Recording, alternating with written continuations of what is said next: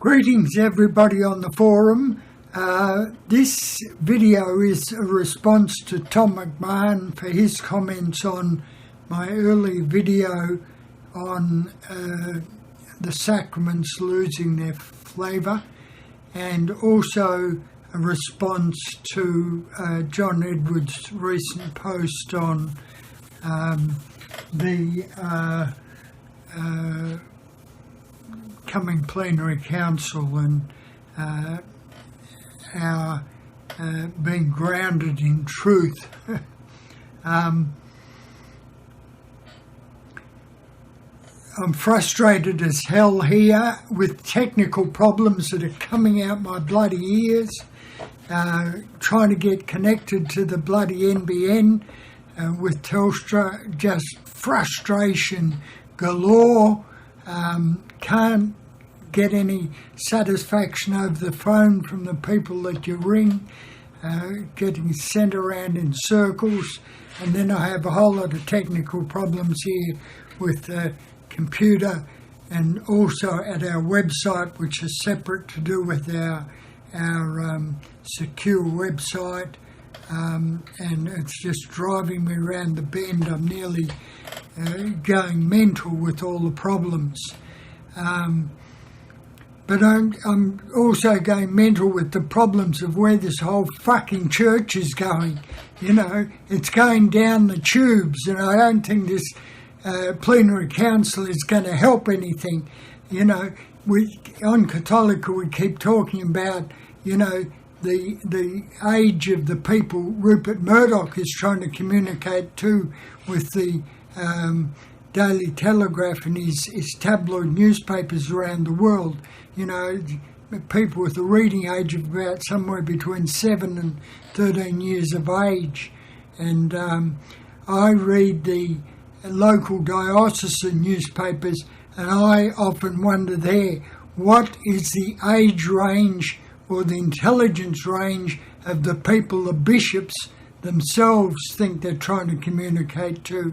Or each night I visit the Vatican website to catch the latest news from the Vatican, and I often wonder, what is the audience that Pope Francis thinks he's primarily trying to communicate to? You know what? My sense of Francis is that from his experience in Argentina and his working in the slums and with the poor people, he genuinely loves the poor people and he wants to do something for them. But he also does not understand the situation of our children and young people in the Western world who you know, have a completely different life experience to poor people in the favelas and the slums of Buenos Aires or any country in South America. And the church just doesn't communicate in the language that is needed in the Western world now. You know, what's the future of religion going to be? I suspect it's going to be this smaller, purer church that Benedict spoke of, which is going to be absolutely useless in communicating to any young people in the future. The church is stuffed, completely stuffed. You know, Tom McMahon used to set up the community of Jesus Our Brother, you know, 20, 30 years ago. What's happened to it? It's disappeared off the map. You know, you're all in your 80s and 90s and meet together occasionally. Amanda and I went to a very nice meeting with some of you when we were in San Jose all those years ago. But, you know, I feel we're the same here, useless at Catholica. We don't have a community that, you know, our children would be the least interested in joining. You know, they think we're a lot of old fogies, you know, talking bullshit. You know, it's superstitious nonsense that doesn't relate to their lives at all. How do we turn this around? Kieran on Catholica says he's not interested. He just doesn't think the church has a future. I hope I'm not misquoting him here. But many people feel like that, and I can understand it. I still have a sense that this organisation, which has been in existence for 2,000 years, has accumulated this immense amount of capital, both capital in personnel, capital in financial terms, capital in the real estate and property that it owns, and it could be still doing a heck of a lot of good in our world. But it's all been pissed up against the wall by, this constant childish sort of religion, the sort of religion we were brought up with when we were in primary school, and it's never grown beyond that. It keeps talking about adult faith formation, but when it comes around to doing it, it's all bloody bullshit. It's more superstitious nonsense. Let's get back to the rosary, going to mass and praying to this magician God in the sky, or this magician Jesus in the sky, who's going to reach down, put his hand down and press the buttons that are going to fix the COVID-19 crisis, this pandemic, or suddenly open up the gates and release all these new vocations. It's just fantasy talking like that. But some of the bishops still seem to believe in it. They've been brought up, they haven't ever grown out of a seminary system that is still in the mindset of the 19th or early 20th centuries. And, young people, and most of us have moved on from that. What audience is the church, are the bishops, is Pope Francis, are we trying to talk to? How do we talk to them in intelligent, adult language that people can relate to today?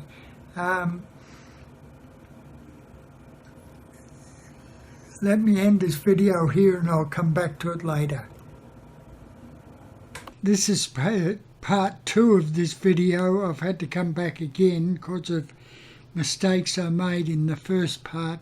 Firstly, I want to extend an apology and a further explanation to Tom in the comments I made about the community of Jesus Our Brother. What I was trying to say there is that all of us, I think, have been involved in various initiatives over the years to set up a more responsive parish or church or Christian community. And I think you have much knowledge you could share with us because you were engaged in one of the most avant-garde, exciting experiments 20, 30 years ago to try and set up an alternative community. And obviously it has not succeeded. You're a bunch of elderly people now who still think back fondly on those days, but your children and the community has died. It hasn't survived and prospered. And I think many of us could talk of similar initiatives we've been involved in at our local levels that have likewise not succeeded. And I'd like to hear from you at some stage, Tom, as to why you think these initiatives haven't survived and prospered, and what lessons can we learn from that for the future. So my apologies if that came across the wrong way as a criticism. I was really interested in what knowledge you have to share with us as to why your experiment, which was probably one of the most avant-garde and out there in the United States at the time, why you think it has not gone on to bigger and better things. Because I think that's the question that we're asking when we consider this plenary council underway in Australia at the moment. And it would be good to hear from you and other people who might have been involved with you as to why you think the experiment has not succeeded. Was it because of problems with the institution? Was it to do with your vision and dream?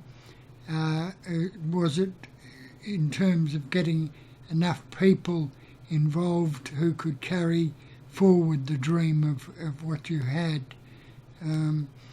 So let me again extend my apologies. I now want to go on and talk about the posts, or respond to the posts of John Edwards, and also another one from Ray O, which appeared a little later, discussing the plenary council and the future for the church. John Edwards' post was titled "The Survival of the True Church, the Way of Truth," and he was harked back to how the church survived in the Dark Ages through the monasteries, and I presume he meant St. Benedict, who helped to bring the church through the Dark Ages.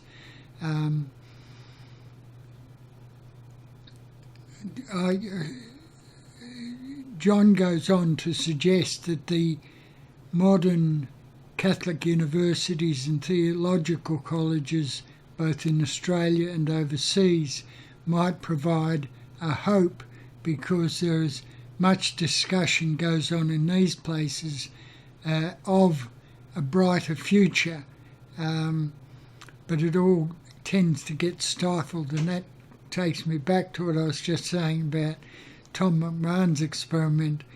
Why do these experiments keep failing? I think a lot of the problem comes back to the culture in the church, which is summarised in that quote I keep giving from then Cardinal Ratzinger when he put the screws on Hans Kung and withdrew his teaching qualifications or teaching authority, and he described the average Christian as simple and little. I think the church has tended to treat us all as dumb idiots and little children, and that's been one of the major things standing in the way of all reform, and that needs to change. We've got to treat the ordinary people as intelligent and not as dumb and little and simple. And my sense, listening to young people, listening to our own children and that sort of thing, is they don't see themselves in that picture of being dumb, little and simple. Our parents perhaps did, because that was the whole culture of the church. And I think that's what Benedict was getting at. And I think many bishops today believe the people are simple and, they should feed them, this out-of-date sort of theology and beliefs. And it's not going to work. The future, as Benedict kept saying, was a smaller, purer church. But I don't think that smaller, purer church of those who are conservative, reactionary, are going to be the future of the church. It's a stupid dream to believe that that element are going to re-evangelise the world. This is the second take of this second part of the video. In the early bit, I was waxing lyrical about that. As I listen to young people today, even though they're not going to church, I think there is in there a deep commitment to this, what I call the spiritual dimension of life, the one that extends beyond the physical, the mental and the emotional into this fourth dimension of these things which are to do with our hopes and aspirations of what sort of society we want to build, what sort of society we want to live in. And I find much enthusiasm amongst young people that they want to build a better world, a better society, a more just society, a more peaceful society. In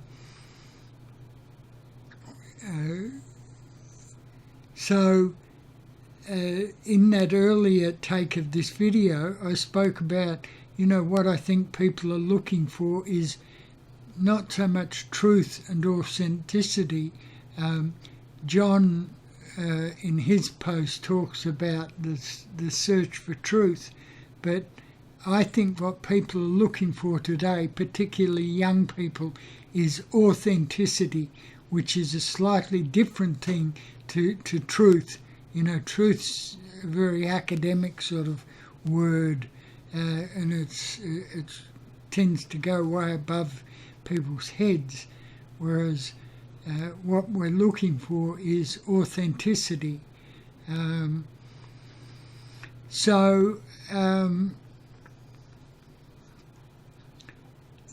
What I also had to say, which I said early in the introduction, but I also was saying in the second part of the video, is I have great hopes for this institution and also great fears in that it's going to be taken over by the Opus Dei mob and all these people who believe they alone can read the mind of God and they know all God's rules and laws, and it's bullshit. They don't. I think we're still searching for that authentic understanding of what this Jesus person brought into the world.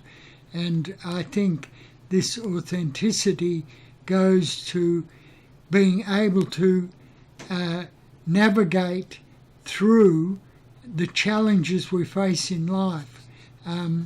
I've been greatly moved by a little quote that's in the Catechism of the Catholic Church from Gregory of Nyassa, one of the Eastern Fathers of the Church. And he said the goal of the authentic life, of the virtuous life, is to become like God. And I think there's much truth in that. None of us can become God, but we all have this picture in our heads, in our being somewhere, of the ideal person we'd like to be, the ideal sort of society we'd like to live in, the ideal sort of person, the whole person that we would like to become. And this is tied up with this word authenticity, I think, also. And that's what we should be aiming at in this plenary council. The truth is not something that was handed to humankind 1700 years ago when the bishops in Rome signed off on what was the authentic Gospels. God, the divine, this mystery that we call the Trinity, is still communicating to us. Revelation is still occurring. It's occurring through all the atheists in the world, through all the scientists, in the discoveries that we're making in medicine about our own selves, our psychology, our fears and hopes and our aspirations. And we need to come up with a new way of thinking about our relationship to both Jesus and this one that we call the God the Father, or this triumvirate of the Trinity, and to stop thinking in that divine revelation ceased way back in the Dark Ages or before the Dark Ages, in the early years, decades just after Jesus had been crucified and died. Revelation continues on today, and we need to be open to it, and we need to be able to discern what is authentic revelation and what is the bleatings of the Donald Trumps of this world and all these idiots who believe they alone have all the answers to everything. None of us have all the answers to everything. I think one of the great qualities that we all need today is enormous humility.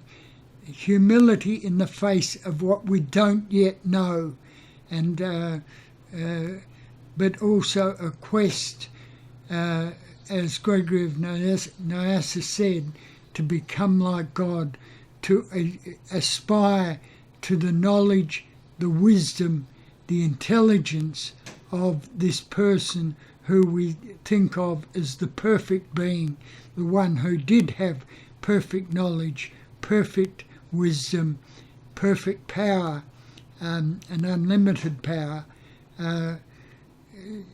As I said, we can't become like God, literally, but we can aspire to wisdom, knowledge, and the ability to create a better world and a better society, and for each of us to become more whole. The church has bleated on for centuries about becoming holy, meaning becoming pious and some sort of goody two-shoes. I think that's bullshit. It's a complete abrogation of what Jesus Christ was on about. He was about us becoming whole, and holy in the sense of becoming whole, becoming intelligent, being able to make intelligent decisions, particularly when the choices before us were difficult. And we just had a brilliant example of that, where bishops were faced with the choice as to whether they respond to the people who'd been abused or whether they tried to bolster the institution, and they made the wrong choice.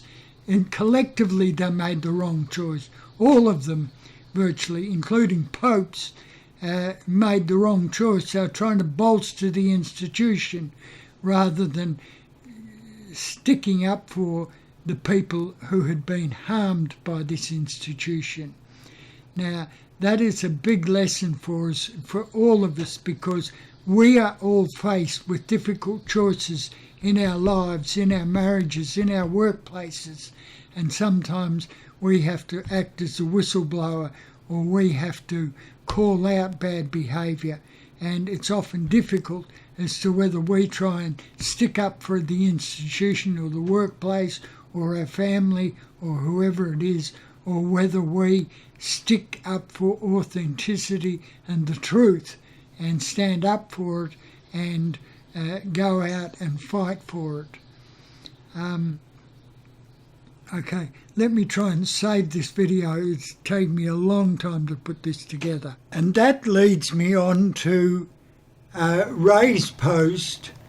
Ray was responding to an invitation I extended for everyone to talk about what our expectations might be of this plenary council and for change and reform in the church.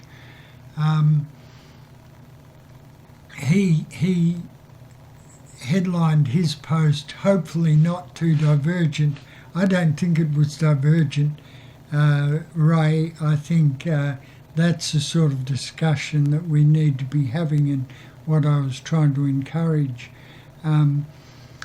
The challenge we face, I think, is with this plenary council is that it's likely to be the voices of the ones who've controlled the agenda for so long, who'll be very vocal, but we need to be hearing from the people who've been long reflecting on what needs to happen if this church is to be reformed and is to have a new lease of life.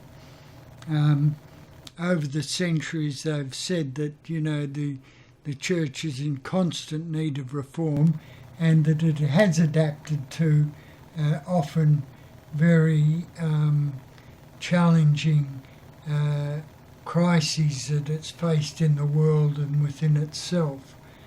I hope, like you, Ray, the disciplinary council might lead to something positive, both for the institution in this country, but as well for the institution globally. As I've already argued, I think it still has much, and we collectively have much to offer to humanity and to the world. We have insights, we have a whole bucket load of insights and wisdom that need to be shared, and it's just a huge pity that the whole thing seems to be going down the gurgler at a great rate of knots at the moment. And I think that would be a tragedy if all that were to be lost or were to be handed over to the people who have largely been responsible for the massive exit out of the pews and the collapse in morale in the whole institution. We need to pull it back from the abyss. So thanks for your post. Again, I refer people to go and read it at their leisure, and hopefully also contribute themselves what their hopes and aspirations are for the world and for this institution and for our little community here. You know, what can we do to further this whole endeavour? Thank you.